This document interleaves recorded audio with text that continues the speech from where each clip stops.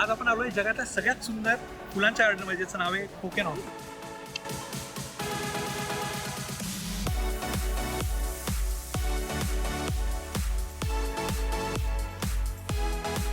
हे 800 पेक्षा जास्त फुलांच्या व्हरायटीज आहेत आणि 70 लाखापेक्षा जास्त फुलं आहेत.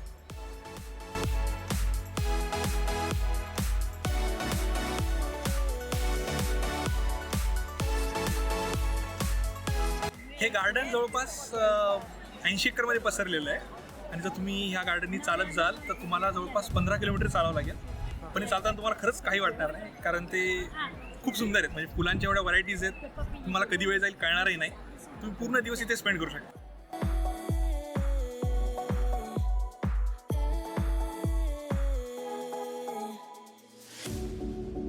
हे गार्डन वर्षातून फक्त 8 ते 10 आठवड्यांसाठी उघडं असतं, साधारण मार्च ते मेच्या दरम्यान. तर तुम्हाला खूप चांगला प्लॅन करावा लागेल, खूप पहिले प्लॅन करावं लागेल. पण जर तुम्ही त्यातही शनिवार रविवारचा प्लॅन करणार असाल तर तुम्ही बघाल गर्दी प्रचंड आहे. इथे तुम्हाला तो प्लॅन करावा लागेल की तुम्ही वीकडेजमध्ये याल.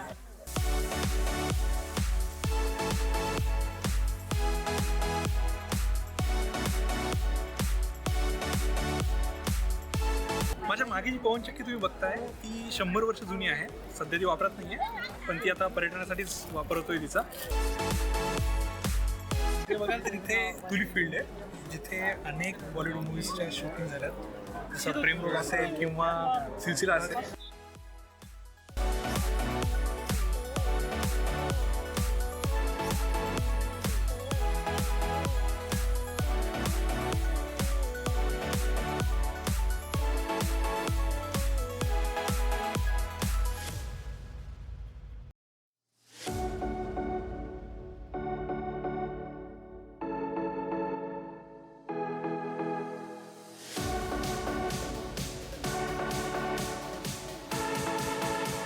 तुम्ही जेव्हा या गार्डनला याल तेव्हा तुम्हाला हे एक मॅप दिला जाईल, ज्यामध्ये सगळे डिटेल्स आहेत. तुम्ही कसं गार्डन बघायला पाहिजे किंवा कसा रूट आहे गार्डनचा. तर माझं गार्डन बघून झालं आहे. ऑलमोस्ट 5 ते 6 तास लागले मला बघायला. खूप सुंदर आहे. मला वाटतं तुम्ही नक्की यावं.